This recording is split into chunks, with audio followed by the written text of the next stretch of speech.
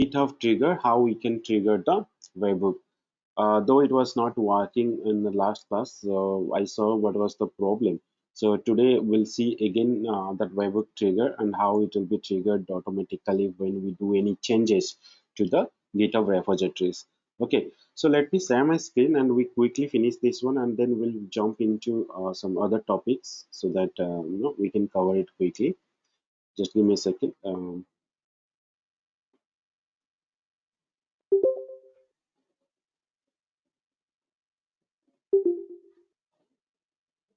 Okay, so let me log into the Jenkins server.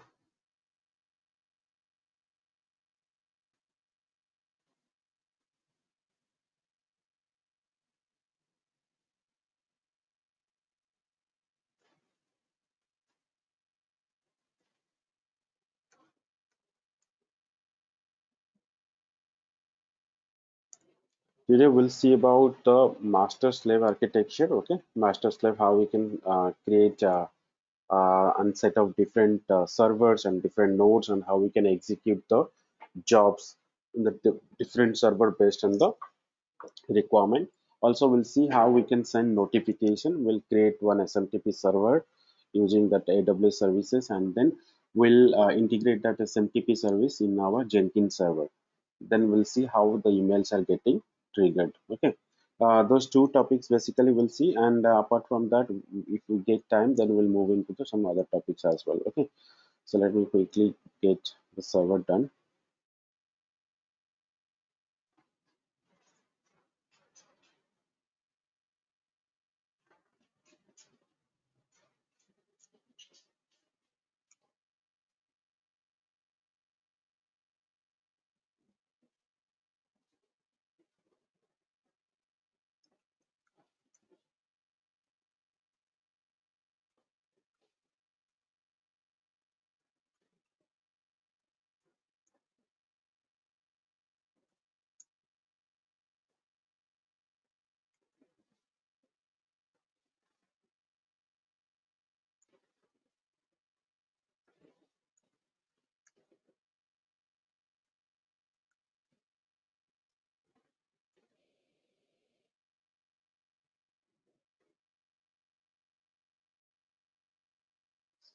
Okay, so our application last class we had deployed as DevOps web. This was our application, and 2.2, suppose the current application version is 2.2. Okay, and let me show you first the GitHub trigger, how we'll do the setups. Okay, so first you have to go out the jobs where you want to do the changes, right? You know how in the Jenkins, you know where to set up the GitHub trigger. It will be in the GitHub trigger options. You have to set up the trigger. One second. If you go to the build trigger, you will see one option is called GitHub webhook, GitHub hook trigger for Git SCM polling. Okay, the same thing you have to do the same similar setup in the GitHub repositories. Okay,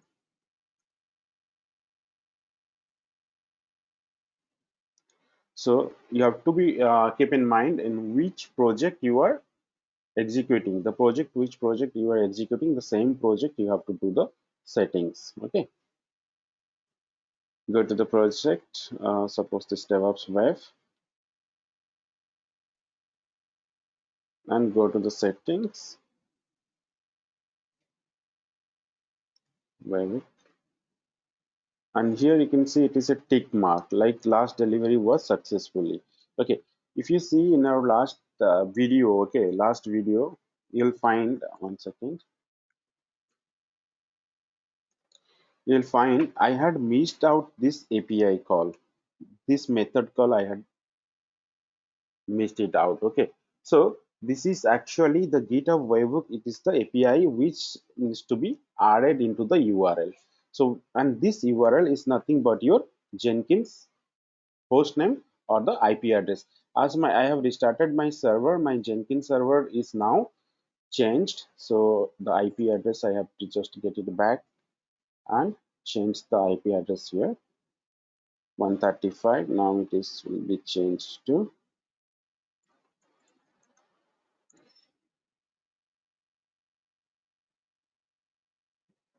56. Okay. And remember, you have to just write it down like the IP address, the URL of the Jenkins server with the port number with the API call like GitHub hyphen webhook. Okay.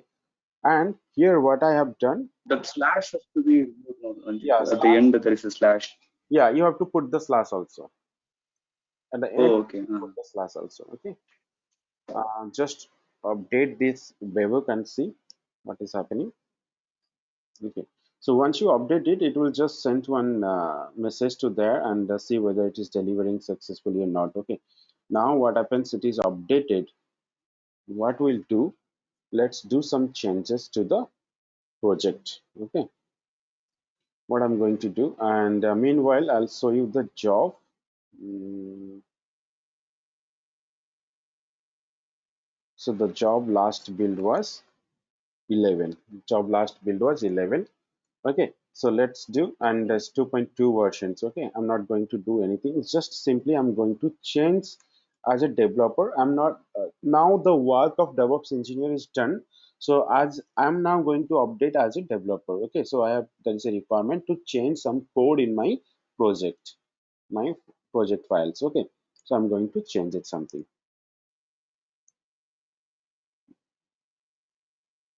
Okay, so this is the master version. So again, I'm doing the mistake.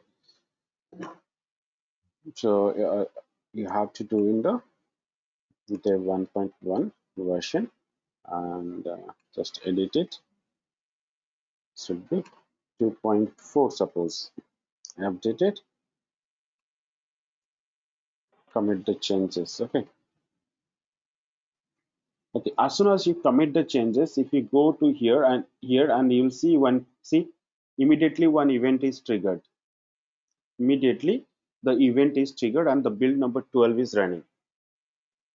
So here what happens, there is no intervention, manual intervention, no DevOps engineer is required, no one is required. Once it is set up, the developers can do the changes and he or she can do the build and test by himself or herself. Okay.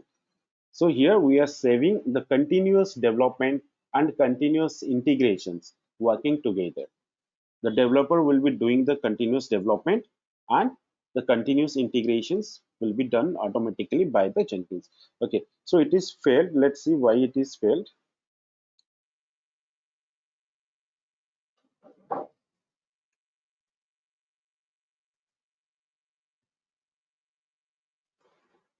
Permission denied, no more authentication methods. Okay, not able to connect to failed to branch to server. Permission denied. No first identification has changed. Okay.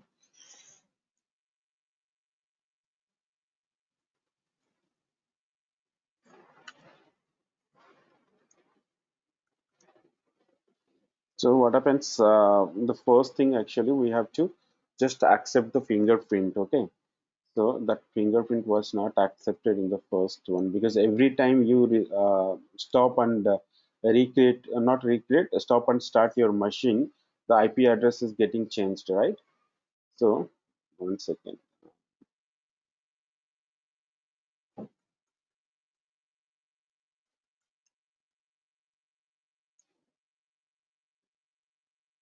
Ranjit, actually, I remember yesterday you changed the port number to 8282,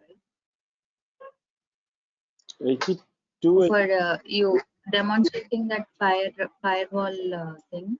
But today it is connected with 8080.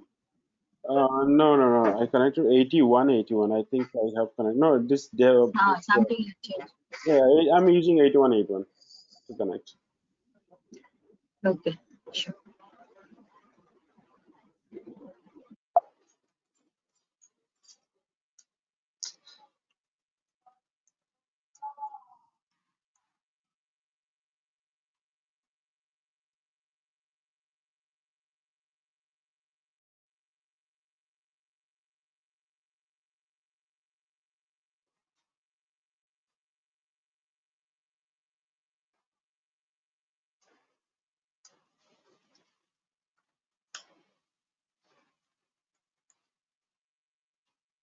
Okay, so let's trigger it manually and then we'll see it.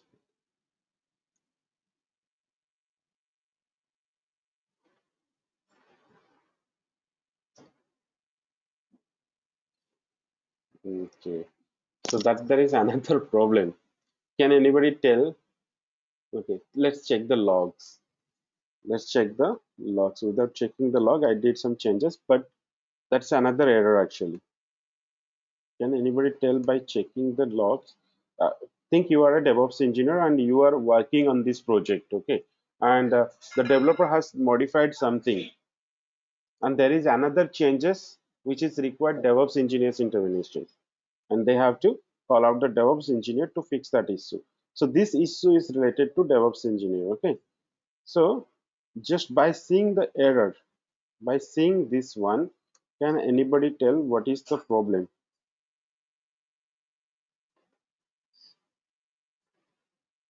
See, our server is 13, 233, 198, 150, 150.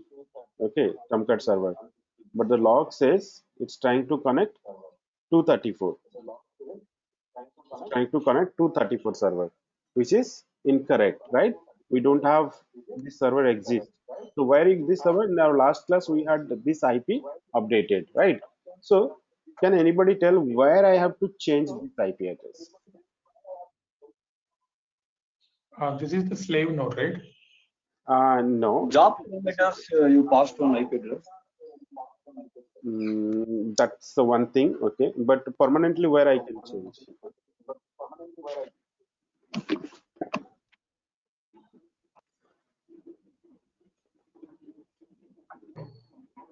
Or get this. Okay. So in the pipeline, right? In the pipeline script, whatever we wrote in the Jenkins file. Remember, in the Jenkins file, I have passed one IP address, Agent name. right? So here in the Jenkins file, if you see here, the IP address is having the old IP address. See, if you see whatever Saravanan or Muthu told, what happens if we pass during this one, right? While building manually, it will be asking parameterized, right? This parameterized, you can see the old IP, right? If we pass the new IP and build it, it will build successfully. But when it will be triggered manually, then you have to pass it here. Okay, if triggered automatically, then there will be no option to pass the IP address, right? So what will happen? It will take the IP address from the Jenkins file and then start deploying it, but it will fail. So where you have to change it permanently, you have to change it in the Jenkins file itself, because there is a modification is required in the Jenkins file because there is a server change. If there is a server change and you have to change it, then they'll come to you and they'll ask you to modify and do the test. Then you have to come and just open the Jenkins file, and whatever the modification is required, you have to do accordingly. Suppose tomorrow there change in the domain name, there is a change in the host name or something. They'll just tell you that there is change in the staging server host name or production server host name. Then you have to change it accordingly. Okay. Now let me just modify it quickly, and what we'll see, we'll just change the IP address. Okay, don't get confused. You'll get lots of similar, little bit silly mistakes and lots of typos and all these things you will get. But be calm and be patient. And whenever we are working, don't get confused. Don't get irritated. First of all, things, and don't lose your hope. Just start exploring something. Okay, start exploring. Check the logs. You'll get lots of issues which you'll also not know. Try to explore through Google, try to find it out what could be the reason, and you'll try to fix it. Once you fix 4 5 6 bugs, right, for the issues and failures, then automatically it will come to your mind, right? Any issues you can immediately find it out. Within minutes you can find it out what could be the reason why it is failed. Okay, now I'll just change the IP address and just commit the changes. As soon as I commit this one, If you go here, if I go here, you'll see another build will be running, that is 13. See, 13 has started now. Build number 13. I just changed something in the GitHub repository and immediately the build is triggered. Okay.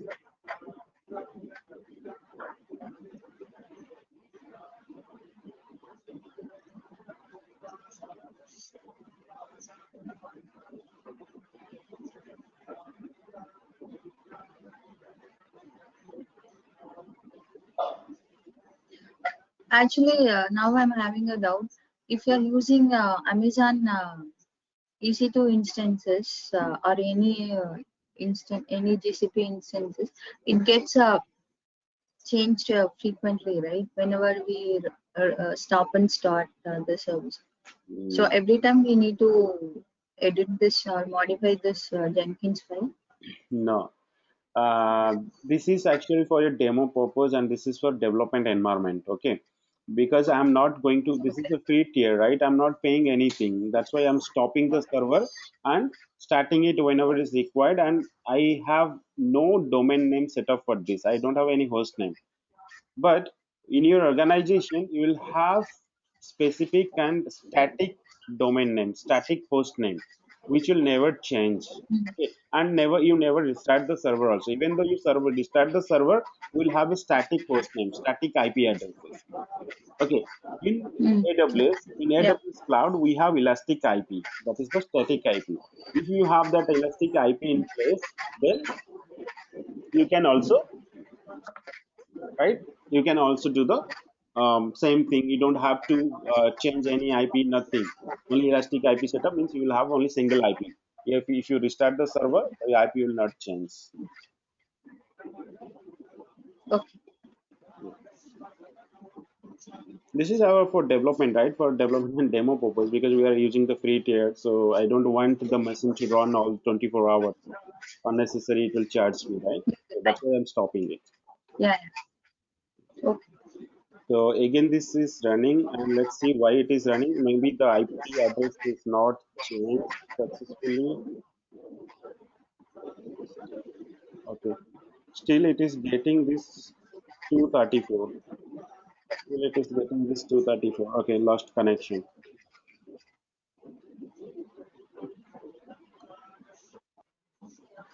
Okay. In that parameters section of a Jenkins file, can I write any number of IP as a parameter? Any number of IP as a parameter. Yes, any number of IP you can write. Any number of IP you can write. Not a problem. Yeah.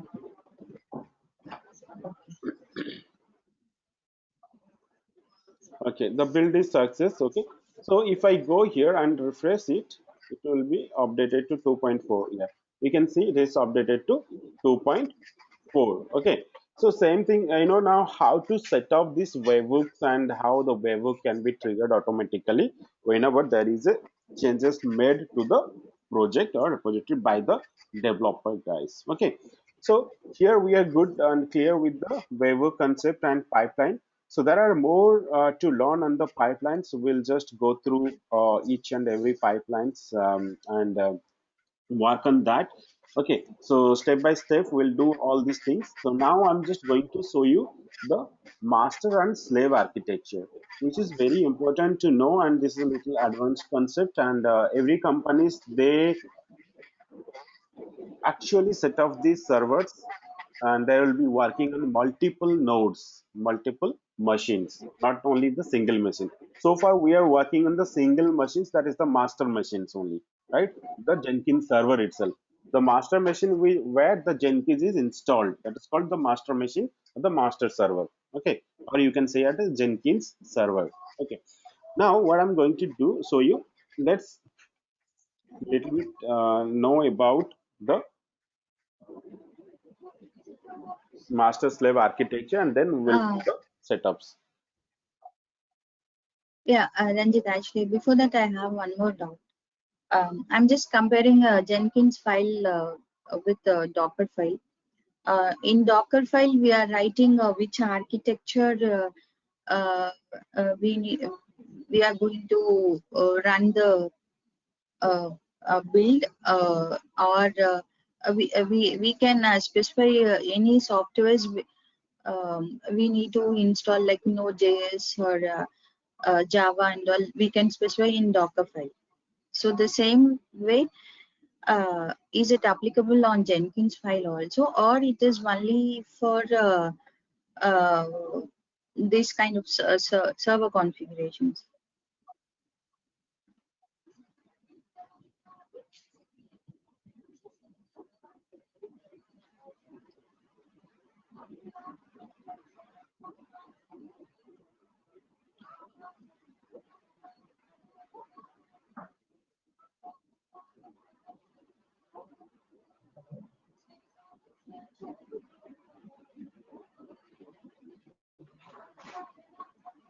Hello, Ranjit. We lost you, Ranjit. Yeah. Oh, sorry. I have just put on mute. Okay. Yeah. So Sachikala, what happens? It's not like that in Jenkins file. Also, you have to mention like which ways or which Java versions or which particular technologies or flavor it needs to be run. We cannot specify here. What we can do, we can set up this master slave architecture, means machines, and you have to set up the machine in such a way that which project should run which flavor of operating system, which flavor of languages, like whether it is Java or .NET, whatever application it is, and which machine the job should run. Okay, you have to specify by using and setting up this master slave architecture. Okay, Okay. Okay. it's not like that in Docker. What we do, we just write the Docker image, Docker file, and create our own image. The image is nothing that Yes. the binary template, right, which holds all the recipes and instructions based on the Docker file, whatever we have written. And this, based on that, we create the images, and that images will be separate image, separate. See here, the slave will be act as, if you treat this slave and image also contains the operating systems and all the required library binaries, whatever it is there for a container or for an application to run, right? The same thing also if you want in the slave machine is nothing but a operating systems or a machine, and the machine whatever required things you need a project to run, you have to be set up before the job runs. Same thing you have to do, but that is totally different architecture. Don't get confused between Docker file and Jenkins file. Totally separate. Okay. Okay. Fine. Yeah. So in this Jenkins master and slave architecture, what is the master? What the master does, and what is a slave? Why we call a slave, and what is the node? Okay, the master actually, if you see this diagram, the master instructs and sends the request to the slave or node machine to execute something. Okay, what master does? Master actually schedule the build jobs. Whatever the jobs we set up, it schedules the jobs, dispatch the builds to the slaves for the actual job executions. So it takes a responsibility to distribute the workload among different nodes or different slaves, and it monitored the slaves and record the build results. Okay, whatever the results or whatever the slave, what the slave is doing, what is the result of whatever the build result, everything will be recorded in the master machine. Also, it can execute build jobs directly, so it has the capability of executing the build. What we are doing so far, we are everything we are building on the master node itself, the master machine in the Jenkins server. Okay, what is the slave?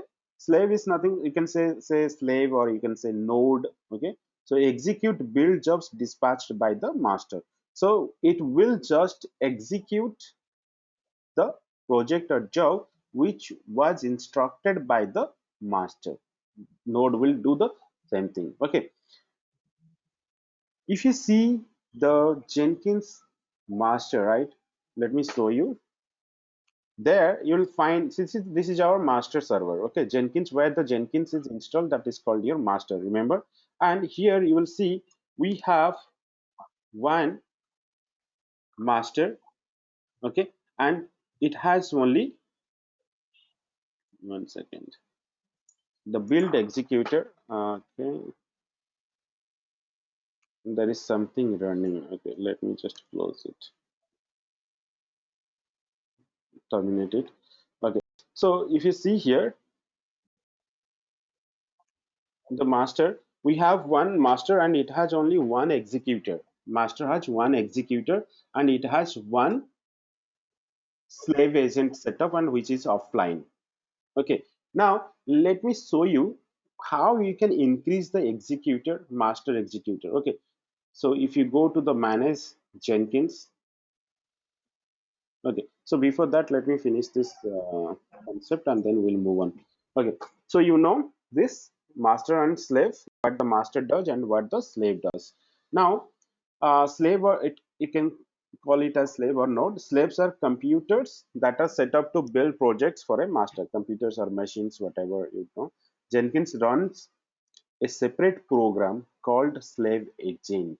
Okay, so Jenkins is actually a agent based server where it requires an agent to execute some job. Okay, so that's called the slave agent, and the slave agent should be installed in the slave machine or the node machine. When slaves are registered on to a master starts distributing loads to the slaves. Node is used to refer to all machines that are part of Jenkins grid or slaves and master. So whatever the part of the slaves and master, that's treated as the we call it as node. Okay. So how we can start slave agent? This things is very important things you should remember. The master can start the slave agent via SSH. The master can start the slave agent via SSH, install the slave agent as a Windows service, and start the slave agent manually using Java website. Start the slave agent directly from the command line.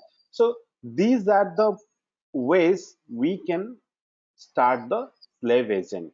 This is the Linux method. This is the Windows service. Okay, how you can start in the Windows machine. All this you can, or also you can start the slave agent directly from the command line. I'll show you all these options, okay, when we do the setups. Now we see the masters and slaves, and they have separate different number of executors. So what are these executors? Why we need these executors? Okay, so what is this executor? The Jenkins executor is one of the basic building blocks which allow a build to run on a node. Okay, so it's like if you are in a computer, you're executing some program. What will happen? The program will run in a some task will be there to execute the program, right? The process ID, that when we execute the program, that will create a process, and that process ID will be generated, and it will consume some CPUs and memories and like that, right? So executors also who executes the project or the job instructed by the master machines. Okay, now let me show you how we can set up the different executors. If we see in this machine, we have only one. We saw right in master, we have only one executor, and that is an idle stage. Only one executor we have, right? So how we'll increase this one and where we can see this executor? Just go to manage Jenkins, and here you can see options called manage nodes and clouds. Manage nodes and clouds, right? Just click on this. Here we have master, and you can see, just click on this master. Okay, click on configure. You can see number of executors given as 1. Number of executors given as 1. If you want to increase, it to 3 or whatever, or 4, you can just increase it. Okay, I don't want to overload my master machine, that's why I have given only one executor. If your master machine is capable of running multiple jobs simultaneously, then you can increase the executor. Okay, so how you'll decide? Based on the resource and the capability and the machine capacity, you have to provide the executor. Suppose let me give 2 and save it. You can see immediately the build executor showing is as 2, and both are idle states. Okay. Now our point is to set off a set of node machines. Set of node machines. Okay. Now let me set up slave or node machines. And now let me just delete this. Let it be there to be easy to get it out. So what will happen? I'm going to create and set up a node. Okay. Before that, what we need? We need to set off and get a server. Okay. Anyway, we already have a extra server. So our master Jenkins, this one is actually our master server, right? I'm going to make this one is my this one is my node server, okay, or slave machine. What I'm going to do, the first thing is we have to, as I told, first thing we have to install the slave agent on the machine, which machine you are going to make it as slave or node. Suppose this machine I'm going to make it as slave machine. Okay, so what I have to do, I have to install a slave agent. So how you will install the slave agent? That is there is some commands are there, I'll tell you. So you can easily download the slave program from Jenkins server. So how you will download? We can use sudo by using root wget command, and here you can see you have to provide the master IP, and the this master IP is nothing but your Jenkins server details and JNL jars slash slave.jar. So it's a small tiny program, okay, Java program. I'm downloading it from the Jenkins server to the node machines. Only Jenkins server will have this jar file. So you have to download from the Jenkins server. Okay. So how you will do it? Before that, you should have connectivity between both the servers, right? Now let me connect to the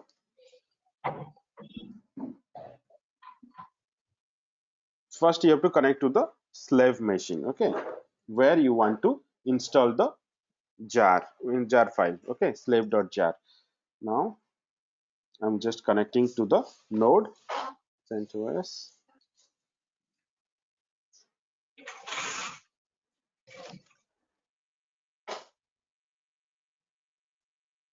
Okay, so what I'm going to do in this machine, I just want to download right from the master. So for that, let me just make it as suppose home CentOS, right? I'm into the home CentOS. That's good, no problem.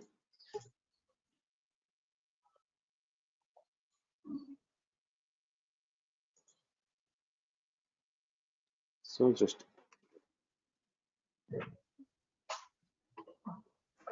okay. Now I have to do some changes here. Instead, this master IP, I have to just get the IP of the Jenkins server, okay, or the host name of the Jenkins server. So what is the IP of the Jenkins server? Is this 56? Remember, you have to get the Jenkins server IP address. Okay, got it. Jenkins server IP address, and then what it will do? It will download this slave.jar file from this server. Now hit enter. See, it is now downloaded. Slave.jar is now downloaded and it is in my this folder. So slave.jar is now downloaded. Okay, it was downloaded 2021. Let me remove this file and we'll download fresh file.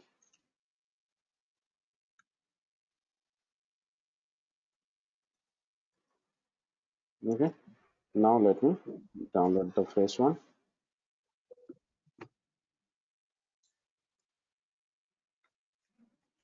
No, it will not download. Okay, let's see.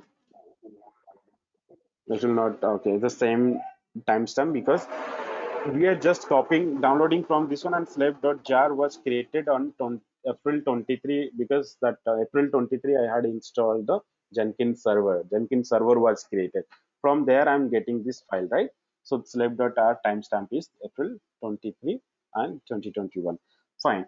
So what is happening here? I got this slave.jar file. Now what I'm going to do, I have to execute this slave.jar, because with this, without this slave.jar, the master or the Jenkins server cannot talk to the node machine or the slave agent. Okay, we need this slave.jar agent. Now what do we have to do? So once we download on the masters, once we download on the node machine, okay, set up slave on the node machine. Once we do that, what we'll do, we have to put all these command on the slave Jenkins setup. Okay, what we have to do, which setups we have to do now? Now let's go and set up a node machine on the machine server. Okay, Jenkins server. Now if you go, let me just go and again manage Jenkins. Go to the manage nodes, click on new node. Okay, click on new node. Just give a node name like you can give isn't before. Okay, so it is make it as a permanent agent, or if you want to copy the parameters and properties from the existing, you can do that. I don't want to, just give as permanent agent. Okay, so here just give agent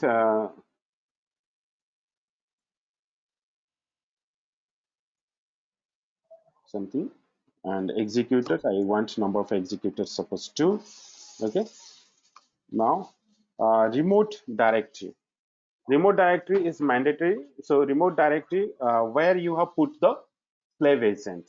So where we have put the slave agent, we have put in home CentOS. So you have to give this.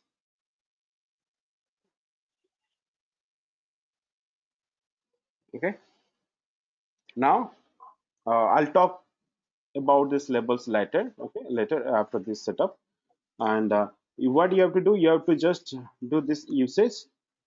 Use this node as much as possible. Okay, use this node as much as possible. For the time being, I'm given. I'll show you how we can use the other options also. So launch method. In this launch method, you have to use whether launch agent by connecting it to the master, or we'll have multiple other options also. What happens? Launch agent via execution of command on the master, launch agent via SSH, and launch control agent via Windows service. I was showing in that PPT, right? All these options are available launch methods. Okay, now we have this launch agents via SSH. Just click on this, and what you have to do, sorry, you don't have to do that. You have to use this launch agent via execution of command on the master. Okay, so you have to just give the launch command. You have to just give the launch command. So the launch command, what will be the launch command? You have to simply give, as I'm running under root, I'm just using this root to use. What happened here? So this command you have to use SSH root at the slave IP. The slave IP means the node or the slave where you have installed this slave.jar, right? So I have to get the slave IP or the slave machine name. Okay, so this is my slave IP. I just put it here. Okay, and as it is a Java program, right? I'm just using Java -jar to execute this agent jar file, slave.jar file, and this is under CentOS, right? Not in the Jenkins. CentOS. Got it? So what I have given here, keep this agent online as much as possible. That's good. I want this agent to be online all the time. Now save it. Okay, so as soon as you save, what it will do, it will just try to connect to the agent. So you can see here the agent is now on. It says cross here offline, but you can say here the agent is now connected. Just refresh this page. See, agent v4 is now online. Okay, free disk space is 4.90 available. Now if I see the logs, if you want to see the logs, you can just go here and see the log. This log will show you. See what happens? We just used this to connect the server, and then this is a Unix agent evacuated standard out. Agent successfully connected and it is online. Our agent is now online. If I go here the dashboard, we'll see we have now two agents will be available. A Java agent 1 which is offline and another agent v4 which is having two executors. Now the master is having two executors and agent b4, that another agent which is having also two. Now how many jobs I can execute simultaneously? I can execute 4 jobs. My server is now capable of handling 4 builds, because one agent is having two and master is having two. Now let me just execute 5 builds and let's see what is happening.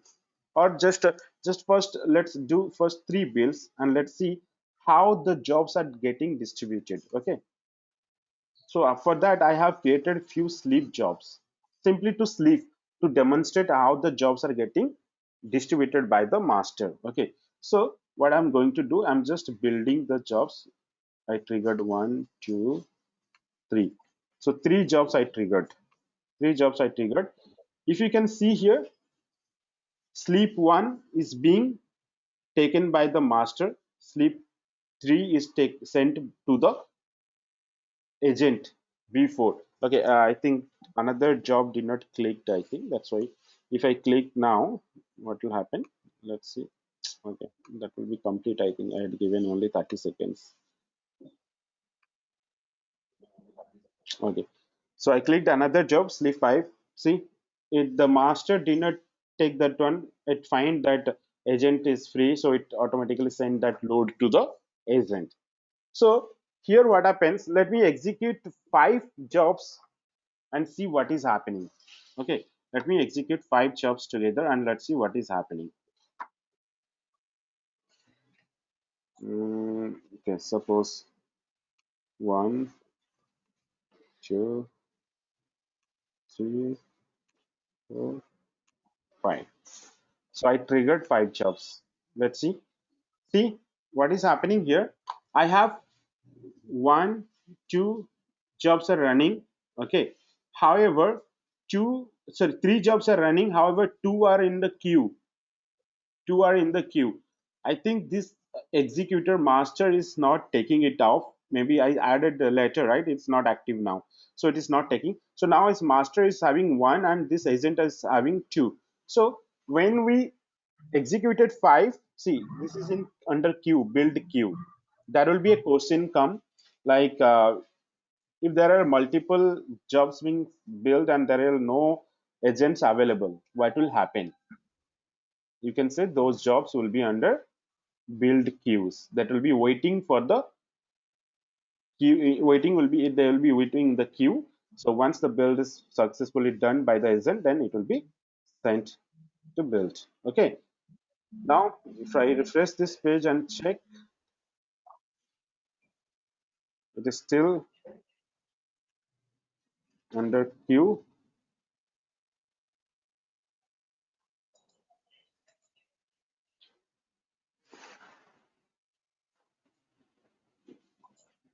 It says executor starvation. Okay, it says executor starvation. That means executor, there are no more executors available.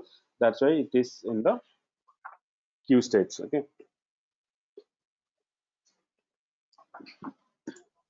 what we can do, we can just do build now, or it should be automatically build, but it's not coming here to automatically building now. Okay, so leave it now. It's so now you saw how it works. Now the point is, in our last class, Muthu was asking how we um, send that particular job to the agent, right? How we run the particular jobs in that particular agent. So there comes the labeling part. We can label a node so that that particular job which you want to be triggered on the particular node or slave agent, you can instruct the master to send this particular job to this particular node. Okay, that's called the labeling part. Okay, now let's see how the labelings we can do it. So what is the label first thing? Let's discuss. We normally what happens if we want to reserve something or some machines to work something, then you have to label it or you have to reserve it. You have to put a sticker there, right? This is reserved and this will be for this guest, or this will be for this machine to work. Okay. Now let's see this about this is nothing, but I'll just tell you how the labeling works. Okay. That means if you want a particular job, suppose you have two projects running, you are working for a company, small company, and you are team and you are running two projects. One is Java, another is .NET. And the Java project obviously should run on the Java machines where the Java is installed, and the .NET should run on the .NET framework or .NET machines, Windows machines where the Java .NET are installed, right? The particular version of that. So we need two agents, two slaves or two machines set up to execute these jobs. And while building, we have to instruct the job to be executed on this particular machine, right? So let's how we can do that one. Suppose I just in this machine, I just want this job. Okay, I want this job to run. I want this job to run on agent v4. So how I'll do the setups? Okay, just go to configure.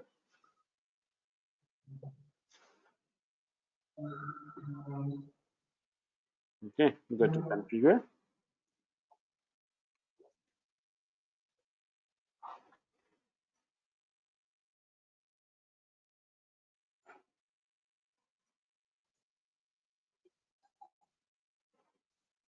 Okay. So these options are not available here. So where can I give these options? Okay. Okay. Let's do the job setup later. Now let's do the setup of a label. Okay. First set up a label, then we'll set up the jobs. So where do you set up the labels? Go to the manage Jenkins. Okay. Same things, we have to go to the manage nodes and clouds. Then go to the node, configure it, and here you can see the labels. Okay, just give a label, any label name. I can give a label same as the name agent b4. Okay, the label name, I gave a label. You can give any name of labels, not a problem. Okay, and what happens here, last time I had mentioned use this node as much as possible. Okay, means whatever build comes, send it to here and it will work. But now I'm just giving only build jobs with label expression matching this node. Means now this node will build the jobs which is having this label, those jobs will come to this machine. Only build jobs with label expressions matching this node. This is the usage. Okay, now save it. I gave agent b4 as the label. Now this is this I set up the label. I set up a label. Now how I use this label in a freestyle job as well as in the pipeline job. Okay, let's first do a freestyle job and then do a pipeline. Okay, so go to this dashboard. So we have this first freestyle project, right? So let's just open it, and here just go to configure.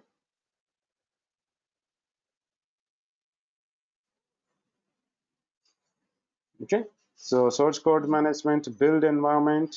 Okay, um, build trigger, source code management. Okay, so in the general section you'll find restrict where this project can be run. You can see one option is called restrict where this project can be run. Just click on this. Here it asks for the level expression. See, and if you have given a label and if you type, the label will automatically come. No, it's not coming. Then yeah, so the label will automatically come here. Now what happens? See, label agent for matches one node. I just restrict where this project can be run. That means this project will only run on the machine where this label is matching.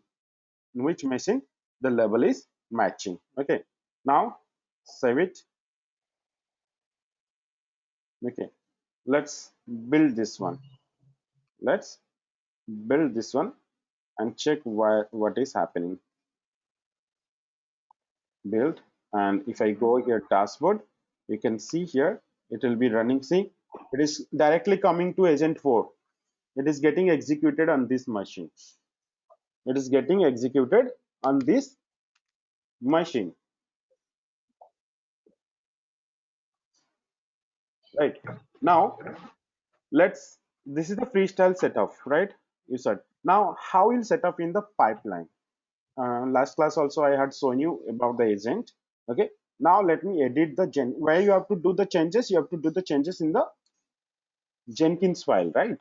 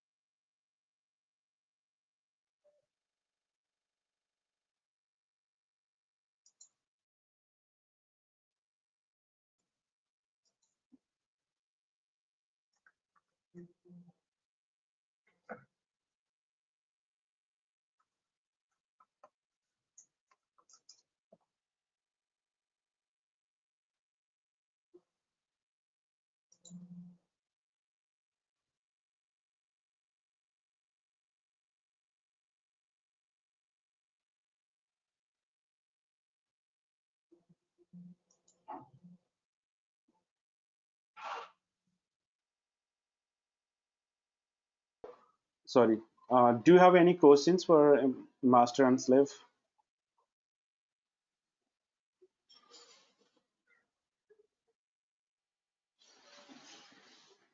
or any questions on the labels and all? Yeah, Ranjit, actually, I don't know whether I missed how we marked it as master. So you want to run it, run on the master itself, right? No, no, actually, in the setup, there's a node, master is already configured, right? Yeah. So yeah, I want to know how it is done. This master. Yeah, yes. Okay, good. So this master actually, Okay, whatever I understand is, wherever the Jenkins server is installed, that will be treated as master by default. by default, and it will create the master machine, and master will be by default will be there. Okay. Okay, fine. And this master and slave is a grid configuration. The master slave, yeah, it's the, you can say that grid configuration, yes. So that, as I told, right, based on your requirement, you want to run the project any number of project and any number of machine you want to run, you have to set up like that only. Even tomorrow you are working for a project and that project is required a machine to build, then first you have to set up the agent machines. Okay, there are lots of procedures. You cannot directly come and set up it. This is where a development environment or for training purposes, I'm just showing you because everything is readily available with me and I'm just getting it here and setting it up here. But this is not the things what is happening in the organization. Okay, you have to follow the lots of procedures you would have to procure a machine, to get approval. Lots of things will be there. Okay, and then they'll give you the procedures how to do that and setups. You'll have everything in your hand, and then you will come and do the setups. Okay, so it's not the Yeah, forward to do that. Sometimes yeah, correct. I got you, but I have one more doubt also. In my project, a label server itself is around 30 in number. okay. Okay, so if I uh, how it works is um, they call it as a restricted label server. That is our master. Correct. Okay. I'm not sure about the configuration, but I'm just assuming like that. Mhm. A restricted label server which doesn't have permission even for the integrator also, only for uh, high profile people. And that is treated as master. Under the master, there are around 30 label servers as a node. So how, in case if I'm going to use Jenkins, can I make all those 30 servers as node? Is there any limitations like that? See, um, first of all, actually, if there is 30 nodes available, you already, as you said already, there are 30 servers are there. Okay, one master and 30 servers are there. You no need to work on the 30 servers. Even though your project requirement is to build on different 30 servers also, you can do the setups by changing the labels in your pipeline. Suppose you in your project, right? Suppose in your label you want to test for server 1, then you have to just label change the label 1 so that your project pipeline will run for the label 1. And if you want to change it for label 2, then you can just change it for label 2 and it will work on the label 2. Normally you will not be working on the 30 server. The same project cannot be built on the 30 servers because it, see, whatever the requirement or whatever the configuration is required for the project to run, it will have only one or two server max, right? You cannot install the same softwares and binaries and libraries on the 30 servers. You can use it, Uh, but it's not actually. Actually, I really not aware of that, whether they are using all the 30 servers or one or two servers they are reconfiguring. Mhm. Really, I'm not aware. But uh, I have come to know that there are a list of 30 servers which are dedicated for label Yeah. production. Mhm. Because in if you see Oracle DB, we are having releases from 11 to till 2023C is going on. So for all these versions, still they are producing labels.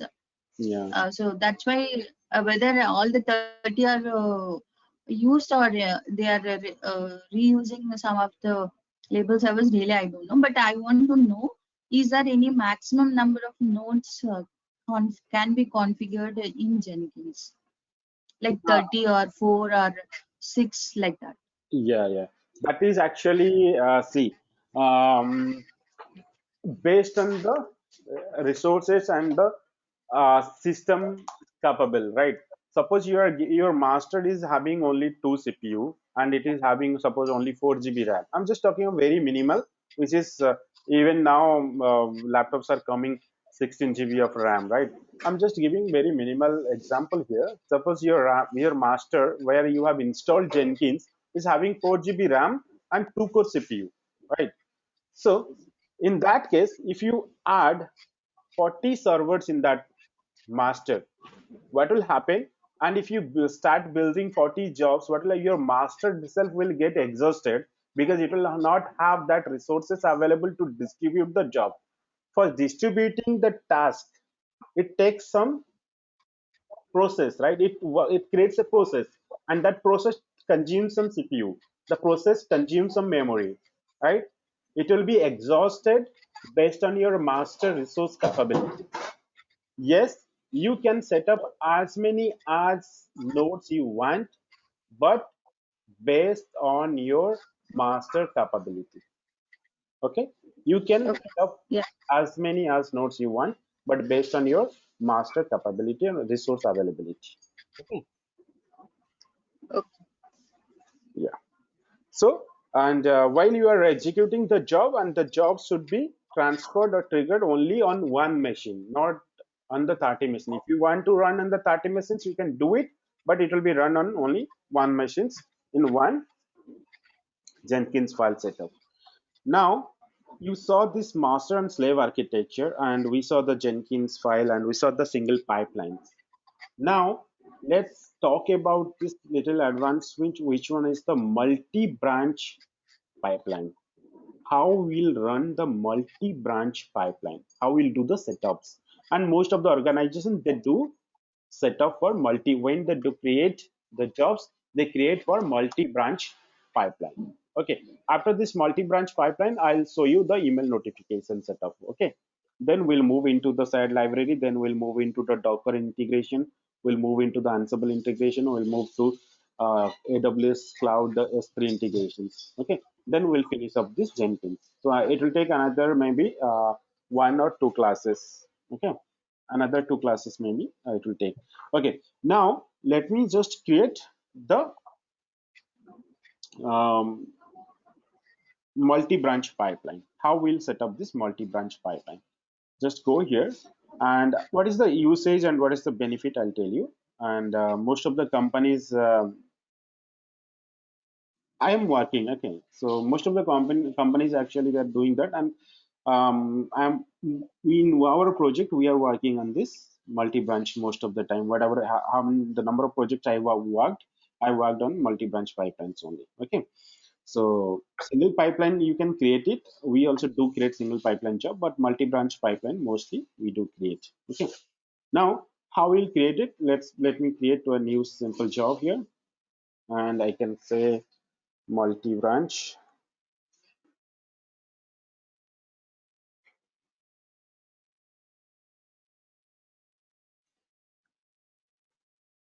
Okay, and what we can do, just go for, you can see here options available, right? We have one multi-branch pipeline. We'll have multi-branch pipeline. Select it. Okay,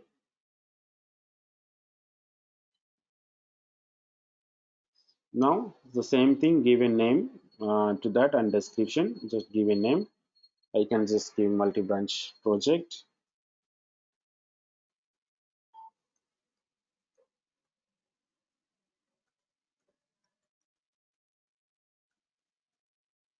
Description, anything you can just give the descriptions. Okay, so now what happens here, branch source, from where you want to get the branch, I want to get. Now you have to just give the project, right? You have to give the project repositories. So get the project repositories, get the project repositories. I'll get it from here. Get the project repositories.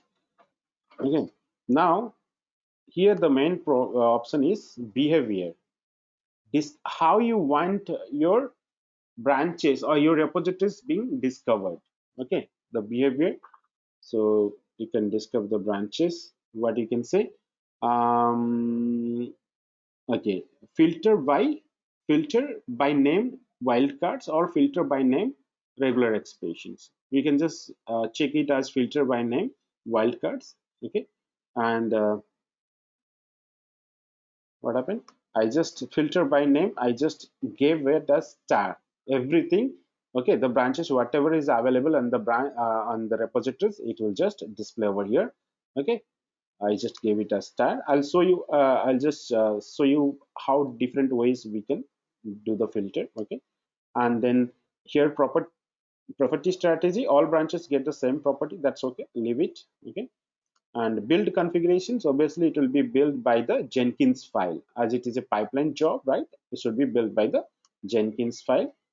That's all. I don't need anything else to be done. And this pipeline library and all these things I'll show you in the sad library concept. Okay, so for the time being, leave everything as it is and save.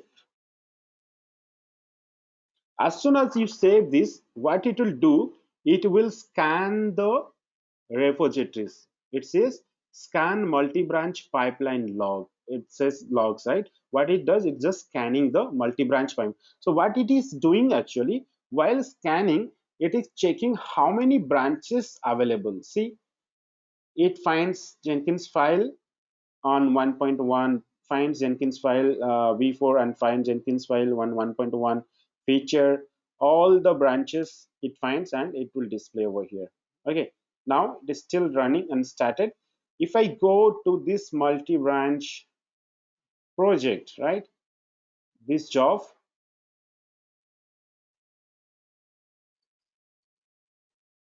so it's taking a little time as it is still scanning.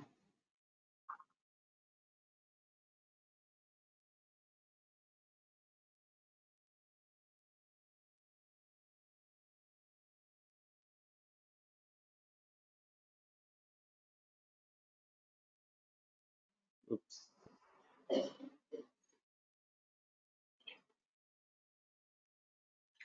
what happened?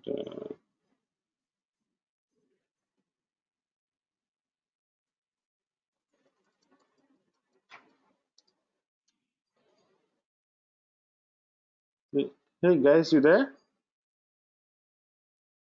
Hello, hello. Yeah, yes. Yeah, we are there. Yeah. Okay. No. My network got this. The site cannot be reached. That's why I'm just telling whether it's disconnected or not. What happened?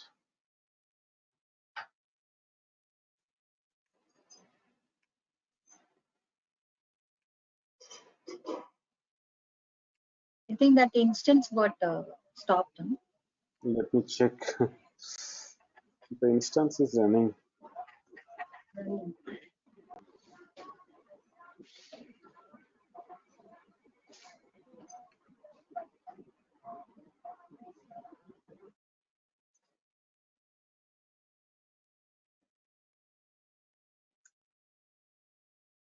Mhm. Try with 8181 port. No. 8181 port is different, no? Okay, this one. Hmm. It was running, no? Suddenly it got stopped. Okay. Uh, so it lost the internet connectivity to the server. Okay, fine. We can check the logs. You know how to check the system log of the instances? Do you know how to check the system log of the instances? Okay. If anything happens, you can directly check the system log by going here action, and you can go to this section monitor and troubleshooting part. Okay, go here and you can see here get system log. Just click on this and check what is happened, why it is. Okay. Status failed to start execute cloud user final scripts. Okay, I have to restart the service. Okay. What happens? It is reached target multi-user system, Jenkins automation server, and all. Okay. So it exhausted actually. I just ran this multiple things, no, running on that server, and failed to start cache recovery kernel. Okay, the kernel itself is failed. System is not able to boot up the kernel itself. The system is not able to boot up. Okay, let me restart the server. So it's just broken down when I started the multi-branch job. 1 second. It's very low resources I have, right? So because it is free source, right? Only few GB of only 8 GB of storage I had. That means the 8 GB would have crossed or something. Let me stop it and let me restart the server. The only way to is to restart. Let's see whether after restarting it is working or not.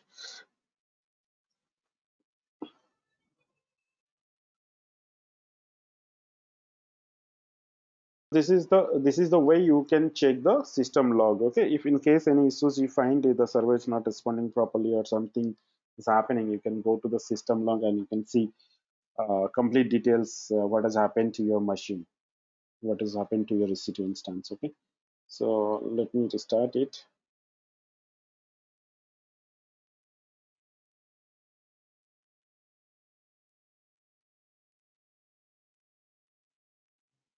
Okay, so it is starting now. While it is starting, let me check the bill section. Let's go to the billing section and check. You can check your billing sections by going to the billing service. Okay, by going to the billing service.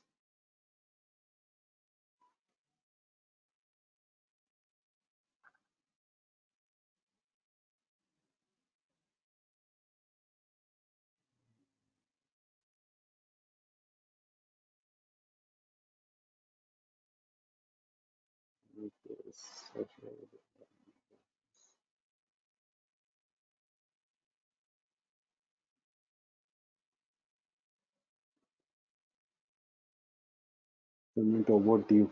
I should have paid by March 2nd, or else they will deactivate my account. Okay, I'll pay it only 25 rupees. Fine. Okay, so let me go to the situ.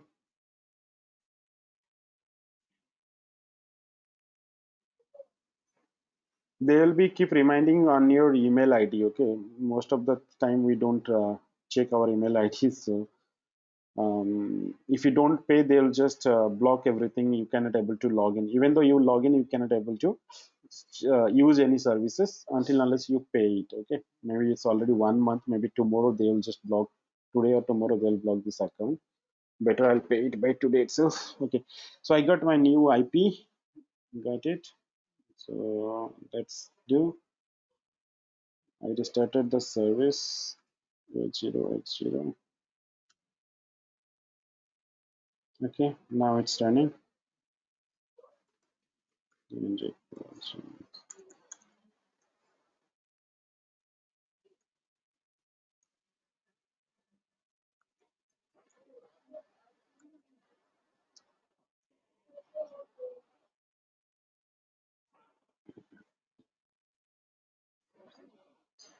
Okay, so let's go here and check the job, right?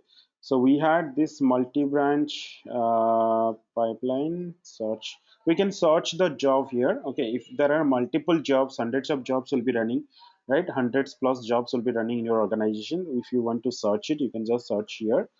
So multi-branch project before. Okay, now you can see it here. This is how the jobs look like. All the branches available for this repo, everything are there. All the branches, whatever is available, are there. Okay, now what is the benefit of this?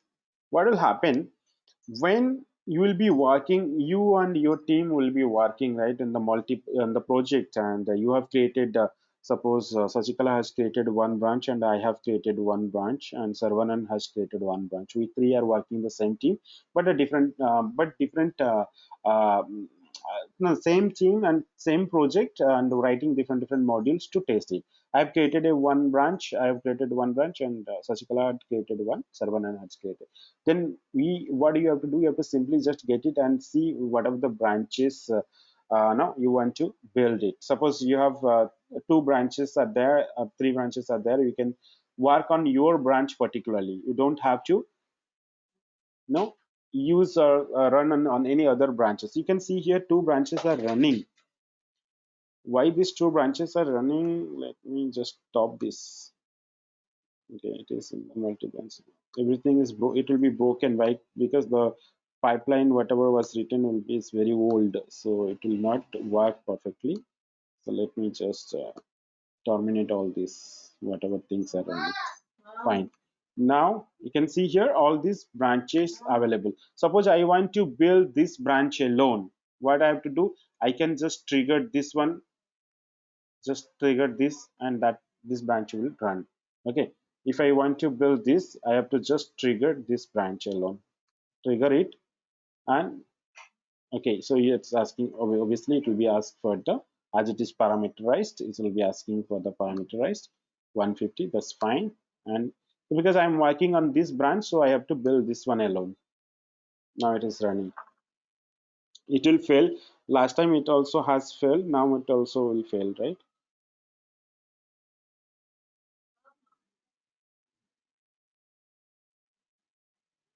Because there are some we restarted the services and all. Lots some things might have broken, so it is failing. Okay.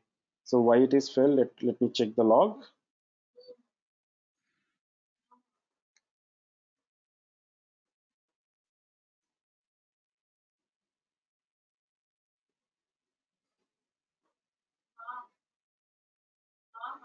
Sure, permission denied. Permission denied.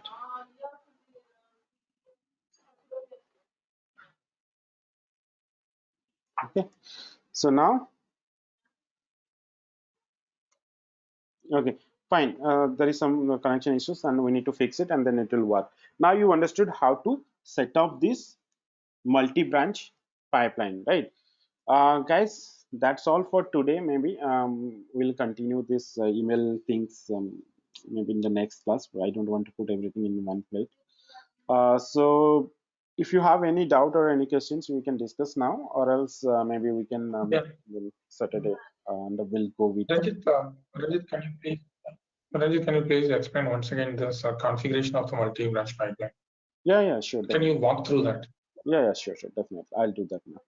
So, okay, now let's go and let me set up another job, okay, so that you'll understand again. So you'll just go through the new item, just give a name.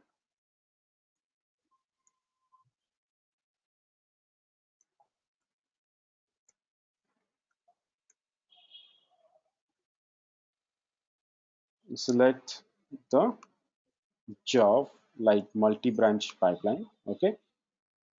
Here, just click on OK. But here, next window, you'll get lots of configurations to do. Okay, so what you just give a display name, any name if you want to display, just give a name here. Just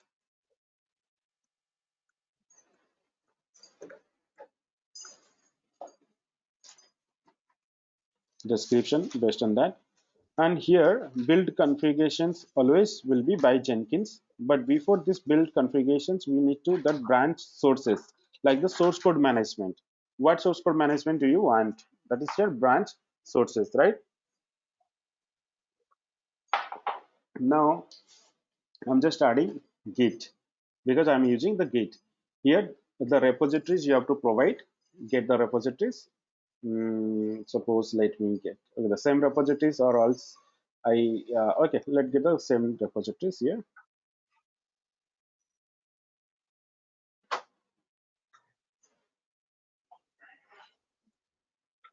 Got it. Now the discover branches. Okay, this is very important. As I told, you have to just give with wildcard. Last time I had given star. That's why it was giving everything available on the all the branches available on the repositories. Right now, I want some specific. Suppose I don't. I want to work on only dev branch, or I want to work on only feature branch, not dev. So what I'll do, I'll just type star.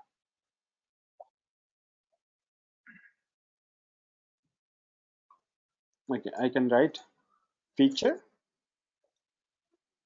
star. Okay, feature star. Now just and leave everything as it is. Okay, and by Jenkins file. I am not going to change anything, leave it as is, and save it. So it will scan it. See what it will do, it only scan the features, only feature, and it is finished now. If I go here and go to the dashboard and search for this multi-branch, sorry, multi-branch, okay, that's fine. And you'll see here all feature related branches, no master, no dev are available here. No master, no dev. But the same things, if we do, let me just open, sorry, multi-branch data. But the same things, if we do check in another job, whatever we had created, right? The multi-branch project before. So here we had given star. When we had set up, we had given star. That means everything, all the related stuffs available in the repositories, branches, everything is captured here. We don't need master, right? Why should we keep the master here? That's why we have to give filter by wildcard. While filtering, we can, I have given suppose feature star. So all the branches starting with feature will be deleted, it will be added here. If I want suppose, let me change it, I want it to be only dev branch, all the dev branch to be displayed here. So I can just change it to dev, or if you want only master, you can give the master. Save it. See, only Jenkins 1 met criteria, only one found. So if I go here, see, only Dave is there, and all these things are now removed. Okay, let me refresh it. Okay, these are the removed. These are the things you can see. Striken, right? Striken here. So only one Dave 1.1 is there. Okay. Now it's clear, guys. You understood how to set up this multi-branch pipeline, right? Yeah, very much. Yeah, thanks. Yeah. Good, guys. So that's all for today. Maybe we can meet up on next Saturday, 7 a.m. same time, and that time we'll discuss more on this email notification setup. We'll create one SMTP server on AWS, and then we'll set up this email notification in the Jenkins, and then we'll move towards the shared library concept, and then the other advanced topic. Okay. Thank you, guys. Saturday. Anything we need to Yeah, discuss? thank you, Ranjit. No, okay. Thank you. Thank you, guys. See you. Happy weekend.